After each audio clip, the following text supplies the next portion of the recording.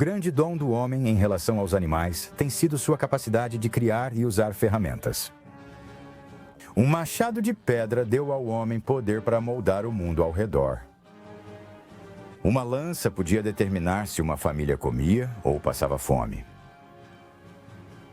Mas o machado e a lança também podiam se tornar armas, à medida que indivíduos, tribos e, eventualmente, nações lutavam entre si em sua feroz determinação de sobreviver. A arma de fogo serviu tanto para caçar animais quanto para matar pessoas. Armas de fogo permitiram aos homens caçar presas maiores e mais perigosas. E deram a grupos de homens o poder de impor ou resistir à vontade dos governantes.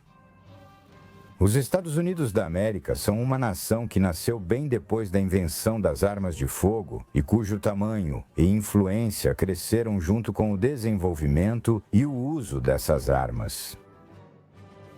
Quais foram as armas que conquistaram as terras que viriam a se tornar os Estados Unidos e como elas se desenvolveram? Como as armas de fogo mudaram o curso do futuro deste continente e como os avanços na tecnologia de armas de fogo foram usados por homens e até por outras nações ao longo da experiência americana. Junte-se a nós enquanto traçamos a história e o desenvolvimento da arma de fogo e a evolução das armas de fogo.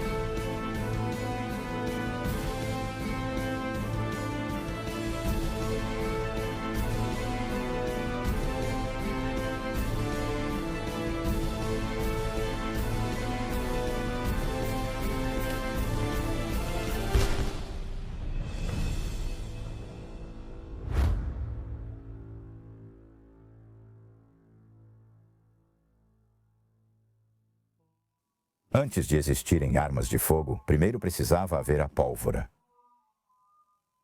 Há mais de 1000 anos, um alquimista chinês combinou nitrato de potássio com enxofre e carvão, obtendo resultados explosivos. Sabe-se que a mistura secreta, bem guardada, era usada em fogos de artifício, mas os chineses logo acharam usos militares também. As primeiras armas usavam flechas com pólvora que voavam como foguetes e explodiam nas linhas inimigas. Nos séculos seguintes, eles criariam os primeiros canhões e granadas. A lança de fogo é considerada a primeira arma de fogo portátil. Um tubo de bambu oco era cheio de pólvora e um pequeno projétil. A arma tinha alcance de poucos metros e era usada em combate corpo a corpo, presa à ponta de uma lança. A pólvora permaneceu um segredo chinês até o século XIII. Ela pode ter chegado ao Ocidente como parte das invasões mongóis à Pérsia e à Europa Oriental. O monge franciscano Roger Bacon teria presenciado a criação e uso da pólvora em fogos de artifício. Ele relatou o uso de salitre, enxofre e carvão, escrevendo por volta de 1250 d.C. O som do trovão pode ser produzido artificialmente no ar com um horror ainda maior do que se tivesse sido causado por motivos naturais. Os mouros usaram canhões na Espanha no século XIII e no século XIV, o rei da Inglaterra os utilizou contra os escoceses. Na Guerra dos 100 Anos, ingleses e franceses usaram canhões no campo de batalha.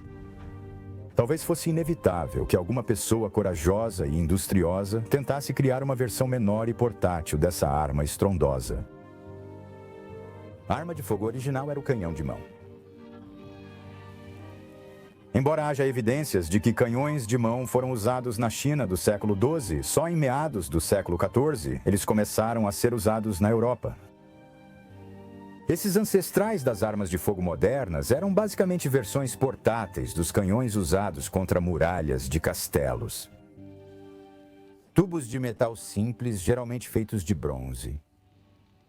Em uma das extremidades, um pequeno orifício de contato é usado para acender a pólvora. A outra extremidade é aberta e dela sai um projétil mortal e uma fumaça preta de cheiro forte. Ela podia disparar uma bola de chumbo, uma pedra pesada ou até mesmo um punhado de cascalho. Apesar de assustadora, a arma era desajeitada. O ideal era montá-la numa superfície sólida para evitar que recuasse e atingisse o peito do atirador. O atirador precisava se concentrar cuidadosamente ao baixar uma brasa ou uma corda em chamas até o orifício de ignição, o que significava que ele não estava prestando atenção às ações do inimigo.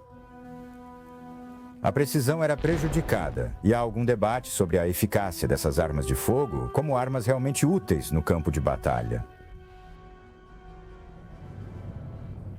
O desenvolvimento das armas de fogo está obviamente centrado na descoberta e desenvolvimento inicial da pólvora, ou como chamamos hoje, pólvora negra. Ela foi criada no Extremo Oriente. Os chineses são creditados com os primeiros desenvolvimentos da pólvora negra. E não demorou muito para que a pólvora negra, originalmente usada para foguetes, sinalização e fogos de artifício, fosse utilizada assim como ainda é hoje, para marcar celebrações. Esses foram os usos iniciais que os chineses deram à pólvora quando ela foi desenvolvida pela primeira vez. Demorou um tempo para que ela chegasse ao Ocidente e encontrasse um lugar na Europa. E foi através da introdução da pólvora aos europeus que as armas de fogo começaram a aparecer pela primeira vez. Sabemos que já em 1350 foi desenvolvido um canhão de mão que disparava projéteis com a ajuda da pólvora.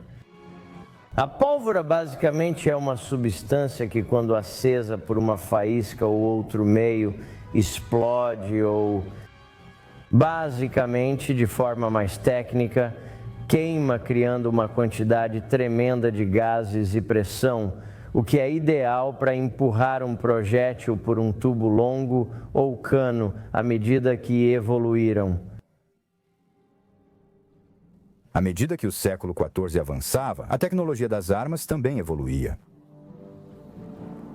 Os principais avanços incluíram a adição de uma coronha de madeira para apoiar a arma no ombro.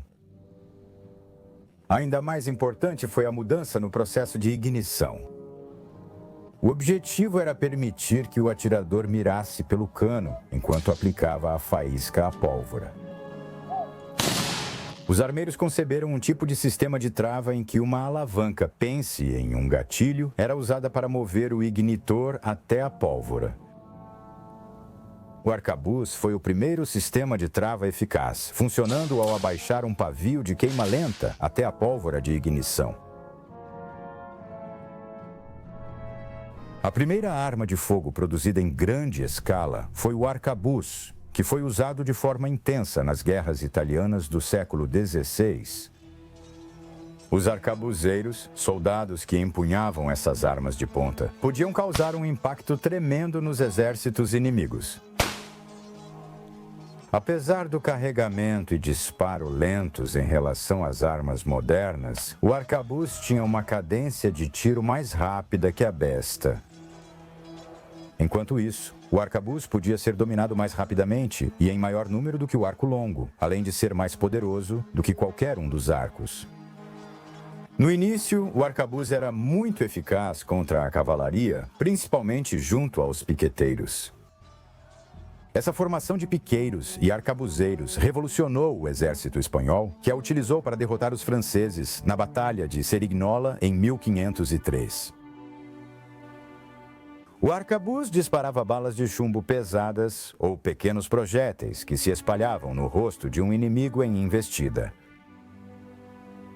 Em seus comentários, o capitão Blaise de Montluc, da França, descreveu algumas batalhas envolvendo arcabuzeiros lutando ao lado de soldados com armas mais tradicionais. A companhia que eu comandava era só de besteiros, pois o arcabuz ainda não era usado entre nós. Então 6 arcabuzeiros gascões vieram do inimigo, e eu os recebi na minha companhia. Não demorou muito para que de Montluc tivesse esquadrões de ocupantes sob seu comando, mas ele próprio acabaria sendo vítima de um tiro de um arcabuz inimigo. Ele sobreviveu ao ferimento, mas seu rosto ficou destroçado. Quisera eu que essa máquina maldita nunca tivesse sido inventada. Eu não teria recebido esses ferimentos sob os quais agora padeço. Tampouco tantos homens valentes teriam sido mortos, em sua maioria por sujeitos miseráveis e covardes, que não ousariam encarar esses homens de frente, mas à distância os derrubaram com todas as suas malditas balas.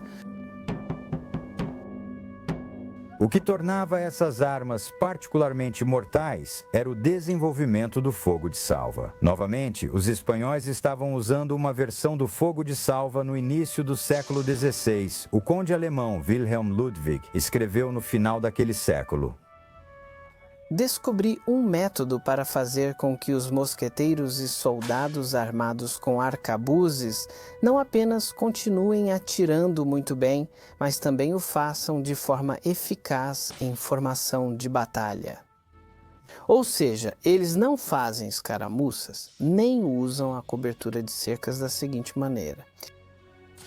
Assim que a primeira fileira disparar em conjunto, eles, pelo exercício, marcharão para a retaguarda.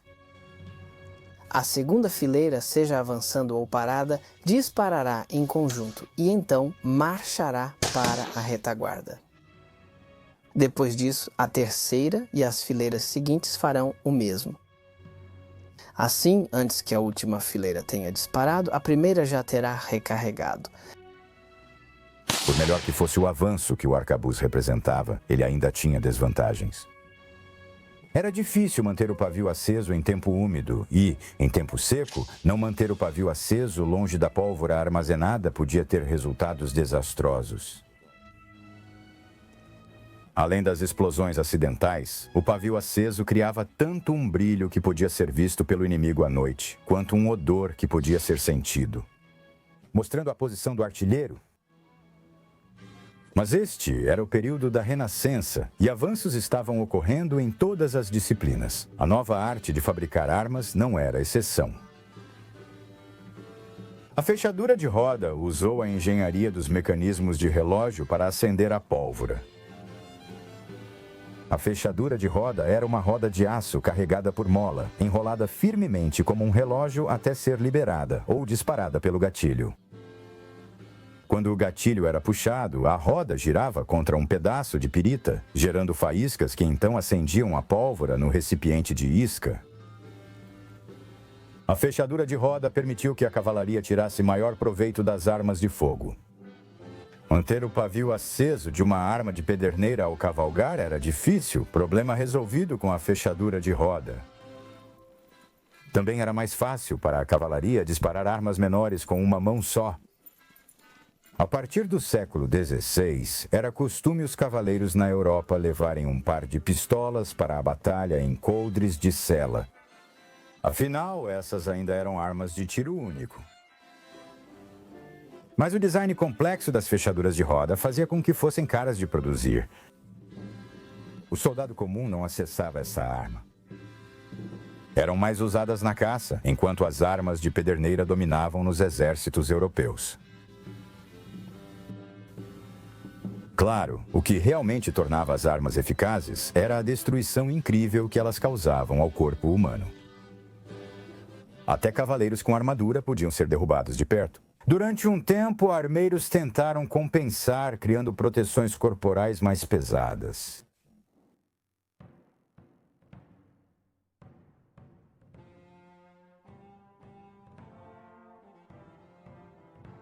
Quando os conquistadores espanhóis chegaram ao Novo Mundo, foi a armadura corporal, e não as armas de fogo, que teve maior utilidade militar contra as populações nativas.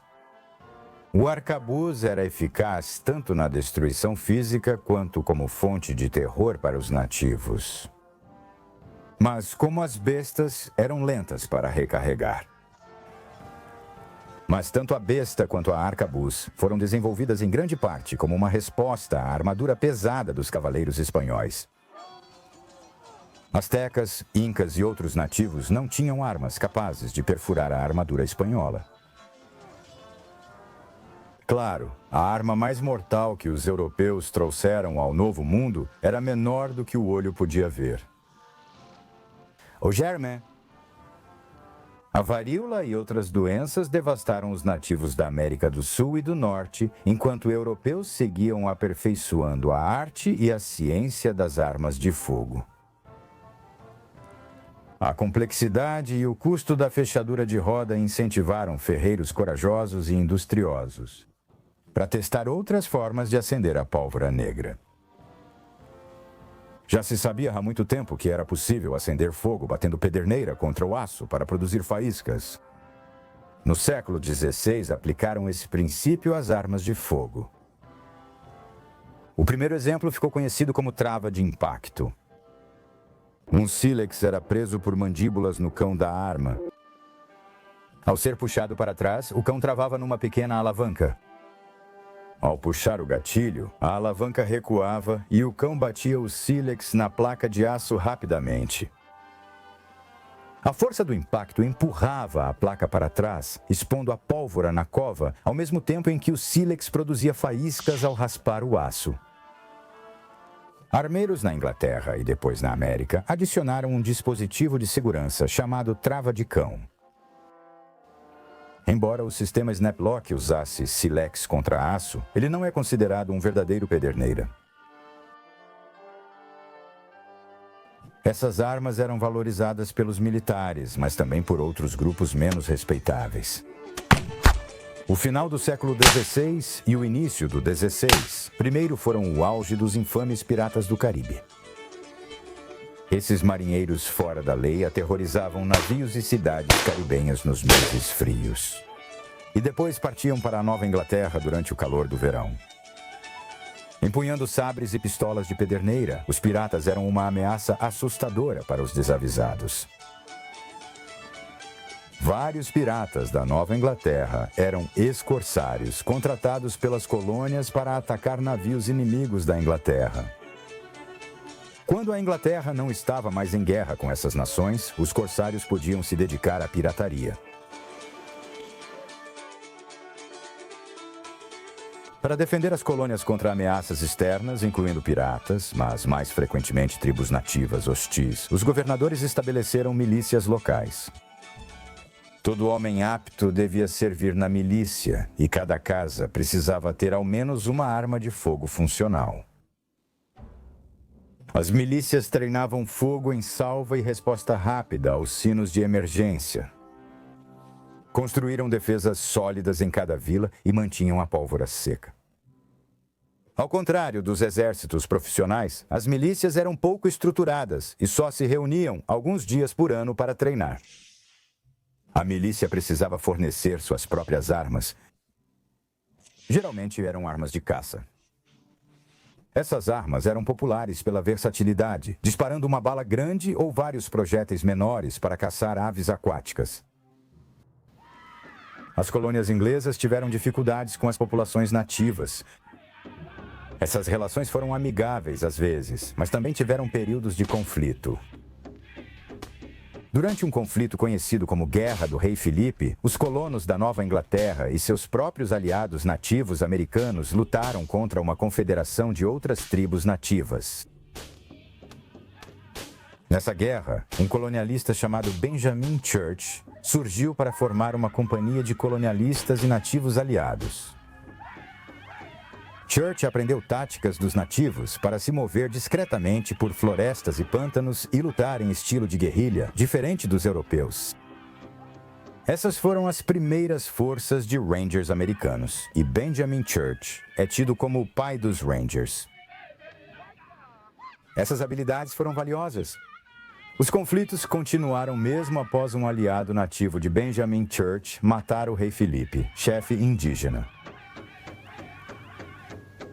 Desde o final dos anos 1600, quase até a Revolução Americana, houve uma série de guerras entre colonos ingleses e colonos franceses, cada um com seus próprios aliados entre as tribos indígenas americanas.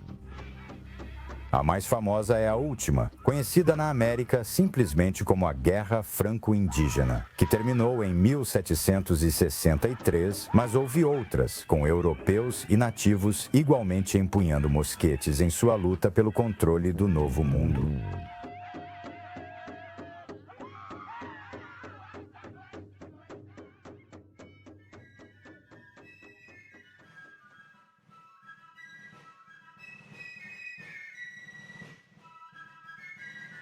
Dentro das categorias amplas de armas de pederneira, roda e mecha, havia uma grande variedade de designs de armas de fogo. Pistolas de duelo com mecanismo de roda. E como toda arte, a fabricação de armas atraiu seus artistas. Armas feitas para a nobreza podiam incluir belos desenhos entalhados em ouro ou prata. O bacamarte era um estilo famoso de arma. Este podia ser um mosquete mais curto ou uma pistola marcada pelo cano aberto na extremidade de seu curto cano de aço ou latão. A abertura larga facilitava e acelerava o carregamento da pólvora e projéteis, tornando o bacamarte devastador a curta distância, geralmente disparando vários balins de chumbo. O bacamarte é ligado aos peregrinos pelos americanos, embora esses colonos tenham usado outras armas de fogo também. O mosquete de pederneira calibre 75, chamado Brown Bass, foi o padrão dos soldados britânicos no século XVIII e início do XIX. O mosquete Brown Bass é de origem inglesa, e isso se baseia nos mosquetes que eles desenvolveram no início do século XVIII, por volta de 1722. E esses mosquetes são o que garantiu aos ingleses o seu império ao redor do mundo. Esses mosquetes têm todos aproximadamente calibre 75, são de alma lisa e usam um mecanismo de pederneira como sistema de ignição. Este exemplo em particular é uma cópia do mosquete padrão Shortland, que foi desenvolvido pouco antes da Revolução Americana. Este exemplar tem a marca Tower na placa do mecanismo de disparo, indicando que foi inspecionado na Torre de Londres. Essas armas eram decisivas nas batalhas em sua época. Elas têm cano liso e são imprecisas. Elas só são precisas até cerca de 50 metros. Elas só são precisas até cerca de 50 a 75 metros. Qualquer coisa além disso, a precisão realmente cai bastante. Esta coisa está simplesmente carregada. Um soldado pegava um cartucho de sua bolsa de cartuchos, normalmente usada na cintura ou de uma larga alça no quadril direito. Eles tiravam um cartucho da bolsa, levavam à boca, rasgavam, despejavam um pouco na câmara, fechavam a câmara,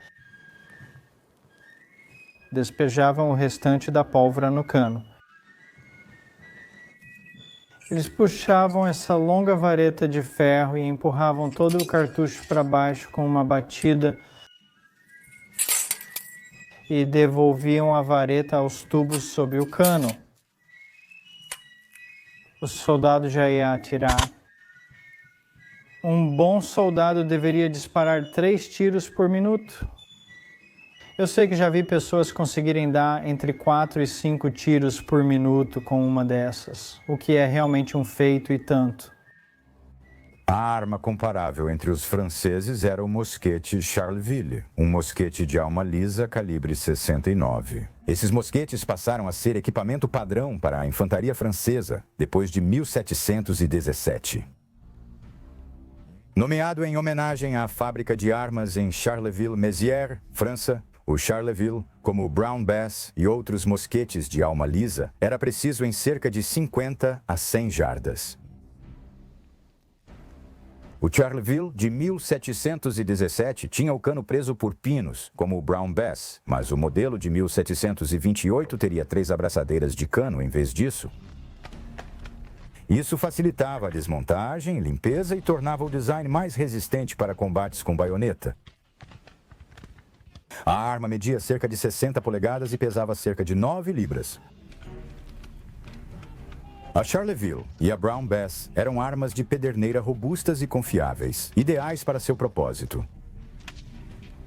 O objetivo não era a precisão individual. Quando os exércitos da Europa se encontravam no campo de batalha, eles se organizavam em formação e disparavam rajadas sucessivas de pesadas balas de chumbo contra as forças inimigas.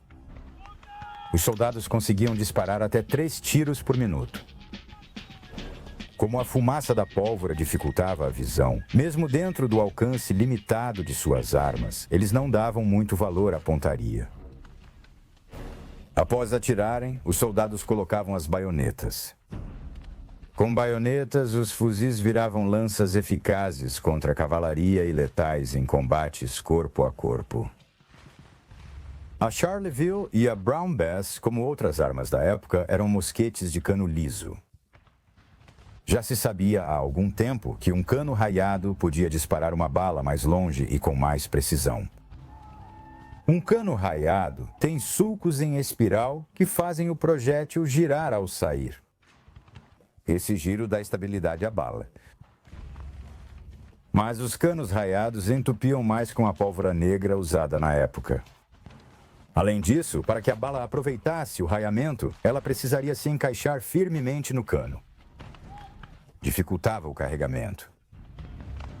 Armas de cano liso, como Brown Bass e Charleville, eram recarregadas mais rápido e as táticas da época não exigiam o alcance ou precisão dos rifles. Mas os caçadores podiam apreciar ambas. Na América, em meados do século XVIII, ferreiros da Virgínia e Pensilvânia fabricavam rifles.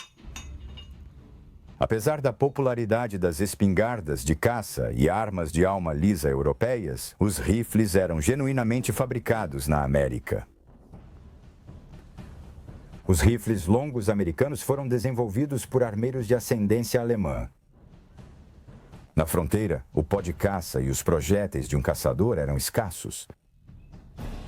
Enquanto os exércitos europeus precisavam carregar e disparar o mais rápido possível sem se preocupar com a precisão individual, o caçador da fronteira precisava acertar o alvo no primeiro tiro ou então ver o jantar de sua família fugir para a floresta muito mais rápido do que ele poderia recarregar. Chegaria o momento em que as táticas de patrulheiro aprendidas e desenvolvidas por Benjamin Church e a pontaria dos caçadores americanos seriam usadas de uma forma diferente. As tensões entre as colônias americanas e o governo britânico estavam aumentando. Comitês de segurança estavam surgindo por todas as colônias, assumindo o controle das milícias, vigiando possíveis avanços da coroa sobre os direitos coloniais e, eventualmente, reunindo armas para o conflito que se aproximava. Quando eu era criança, crescendo e lendo sobre as causas da Revolução Americana nos livros de história da escola, eu tinha uma noção um tanto equivocada de que a Revolução Americana começou por causa de uma série de coisas que tinham irritado os colonos contra o rei Jorge III, impostos abusivos, impostos sem representação, o massacre de Boston, a festa do chá de Boston, todas essas coisas conspiraram para fomentar um nível de agitação na Nova Inglaterra.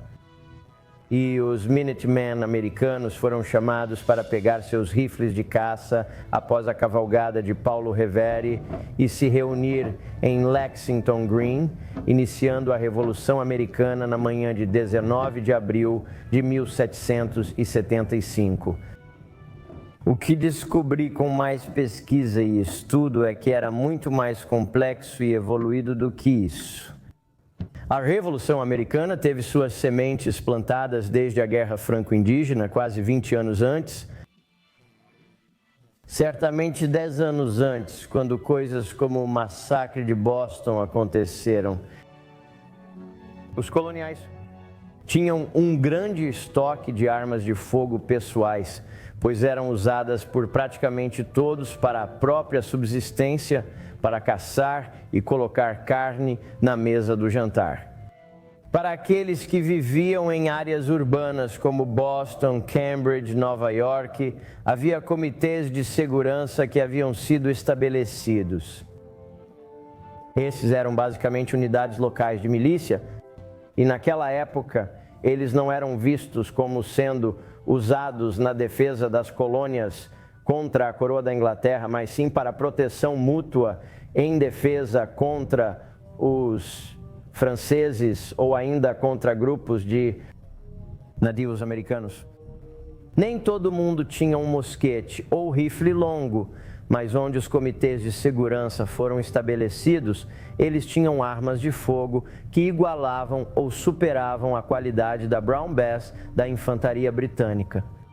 Eram geralmente mosquetes calibre 69 ou 75 de cano liso.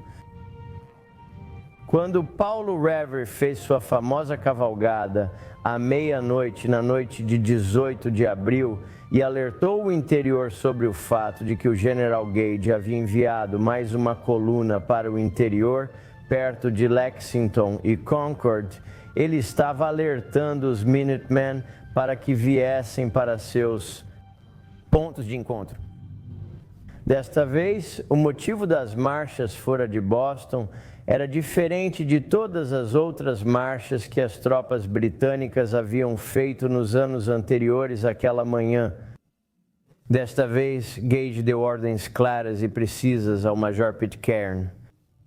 Você irá remover todos os suportes de armas, pólvora, balas, projéteis e artilharia dos colonos à medida que os encontrar.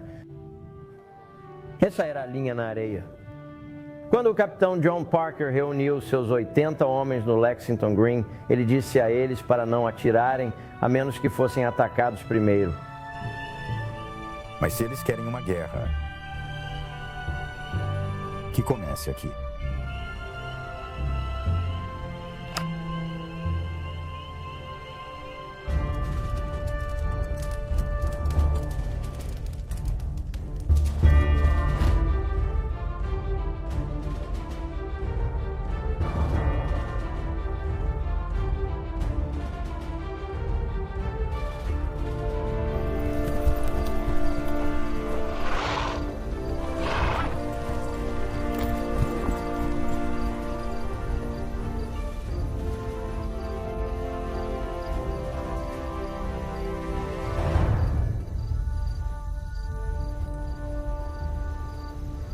Larguem suas armas e dispersem-se, seus malditos rebeldes!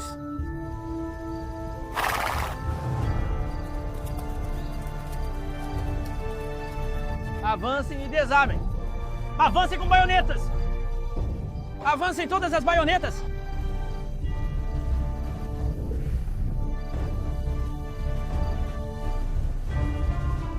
Tá pegando fogo!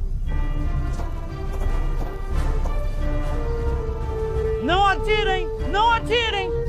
Vá pra casa! Recuem!